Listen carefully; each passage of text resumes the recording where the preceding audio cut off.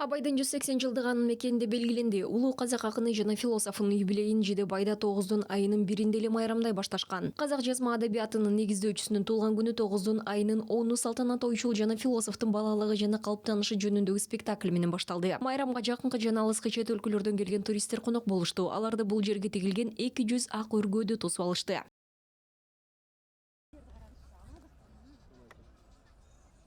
I'm very happy because it's my first experience for this festival and for visit the Kazakhstan too. Мен абдан бактылуумун. Анткени мен биринчи жолу Казакстанга келдим. Мындай чоң иш-чарага биринчи жолу катышам. Бул абдан кооз өлкө, абдан жакшы адамдар. Мен Абайдын ырларын окуп, алардын экөөсүн котордум. Кийинчерээк бул ырларды Абайдын юбилейине арналган антология үчүн түзөтөм. For celebrate Abi the anniversary. Маракенин алкагында улуттук спорттун түрлөрү боюнча мелдештер өттү. Казак күрөшү, тогуз коргоол, байге, таджибалы чабан эсери 3 жарышта ат салышты. Салтанат чоң концерт менен аяктады.